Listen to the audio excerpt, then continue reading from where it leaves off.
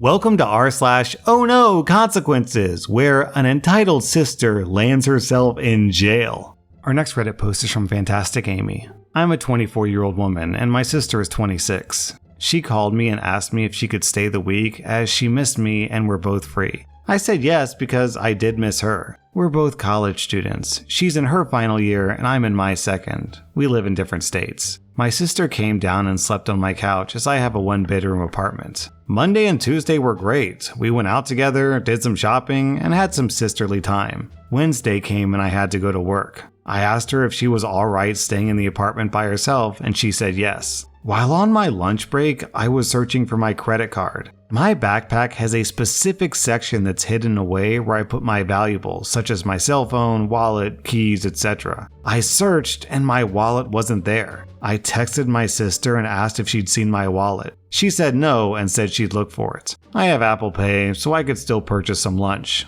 I got home, and she said that she found it on top of my sock drawer. I was suspicious, as I went inside there yesterday morning and I knew that it wasn't in there. When I got home, I logged into online banking and saw a total of $1,545 had been withdrawn across 2 accounts. I had strong suspicions that it was my sister and told her I'm calling the cops, as someone had withdrawn money from my accounts. It didn't take long for her to confess that she took my wallet and used the money. My sister is the golden child who never got in trouble. I was sick and tired of her getting away with everything. Not only that, it's money that I can't afford to lose. I told her I'm calling the cops and I want to press charges. My sister kept crying, screaming, and begging to not call the police as she would have my money back to me in 24 hours. As I was speaking to the dispatcher on the phone, my sister was trying to grab the phone from my hand. After she failed, she ran to the room, called our parents, and while on the phone to 911, my parents were constantly trying to call me. As soon as I hung up, within 1 second they called back. The dispatcher said they were sending a police officer out to my address. As I hung up and waited for the dispatcher to arrive, I saw 30 missed calls from my parents. I turned my phone off until the officer got there because my parents kept calling. The officer arrived and detained my sister. They took down my statement and I showed them my evidence. They said that because she stole $1,500, it's a felony and they will be charging her. I called my parents after to explain the situation. They shouted at me down the phone, telling me that I shouldn't have called the cops as they would have paid it back within an hour and that I've ruined her life. Sounds like the parents ruined the sister's life by raising her to be a spoiled, entitled brat. Our next Reddit post is from Plushy. So I regularly go to a hair salon to get my extensions done. The staff is super friendly and are always doing a great job.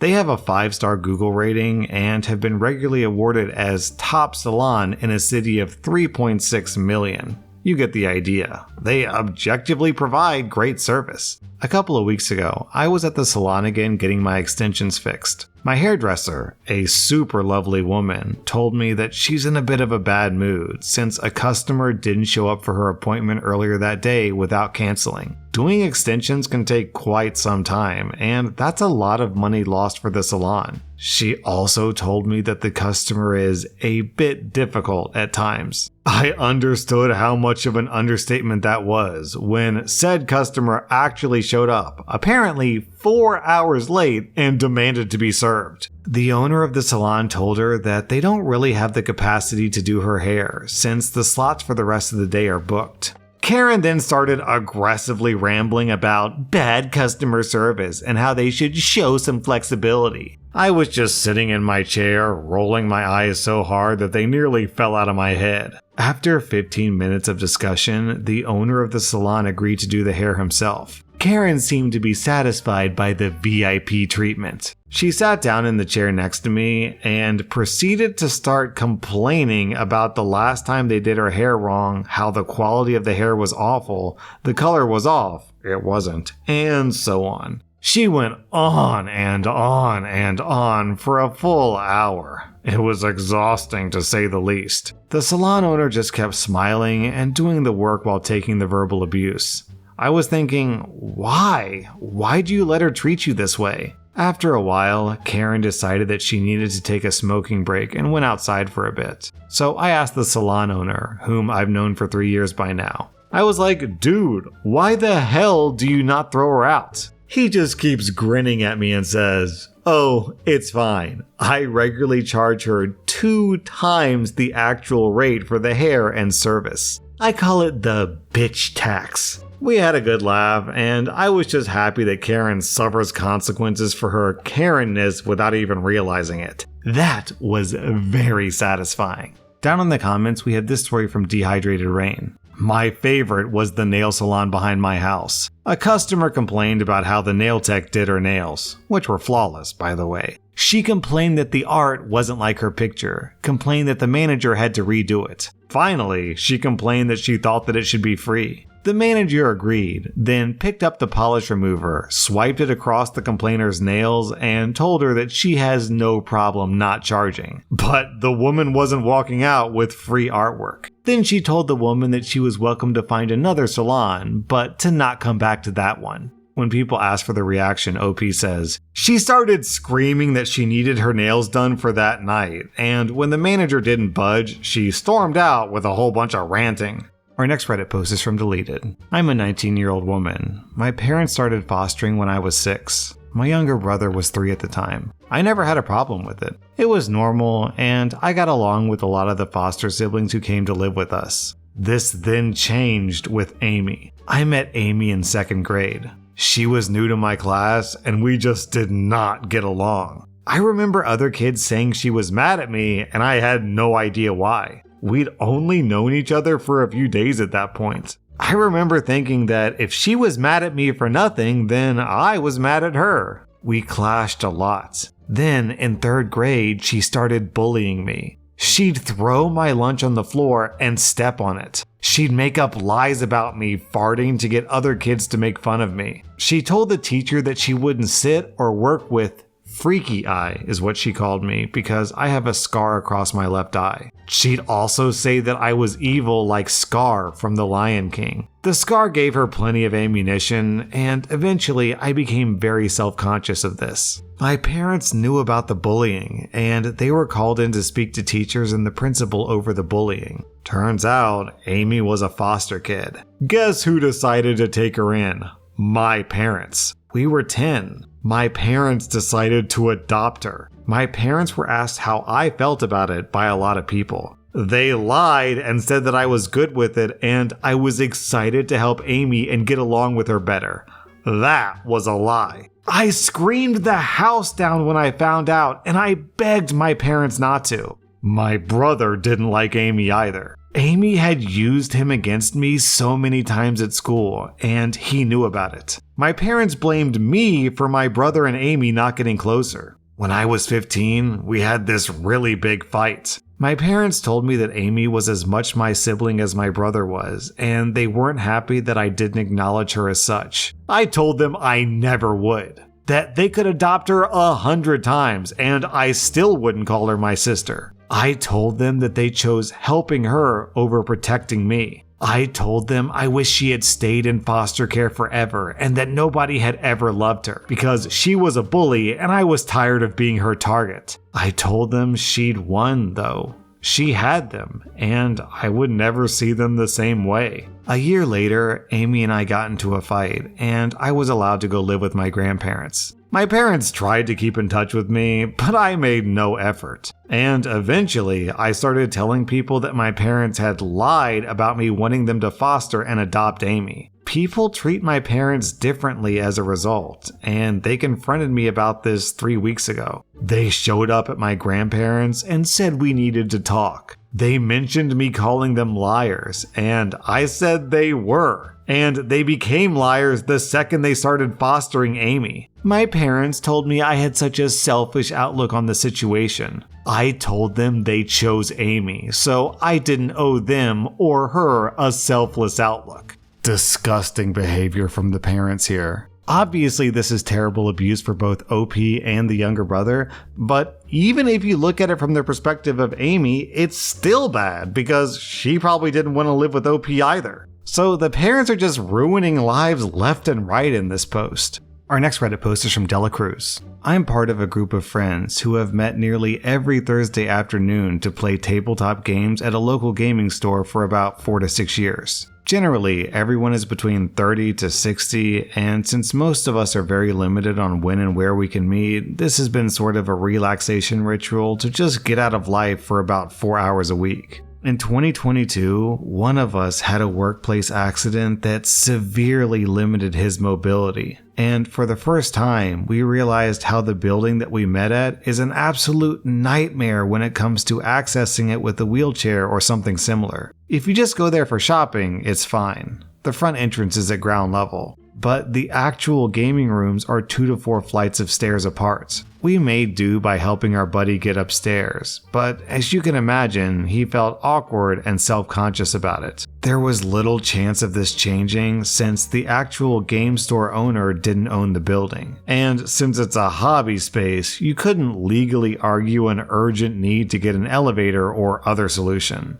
Eventually, we found our own solution. There was an old office in the very back of the place that's technically part of the storerooms the gaming store had rented, but still on the ground level. The owner just used it as storage for unimportant stuff since it was in disrepair. We spent roughly a month on and off getting the room renovated. New carpet, replacing furniture, even replacing the AC. The owner was happy to have another game room that was usable and to accommodate a person in need, so he reserved it for us when it went online on the website every Thursday afternoon. There was a slight bit of awkwardness when one of our group asked for a written agreement that the furniture inside was legally ours, which turned out to be a wise move in hindsight. But we got his signature and easy access, so what's to complain?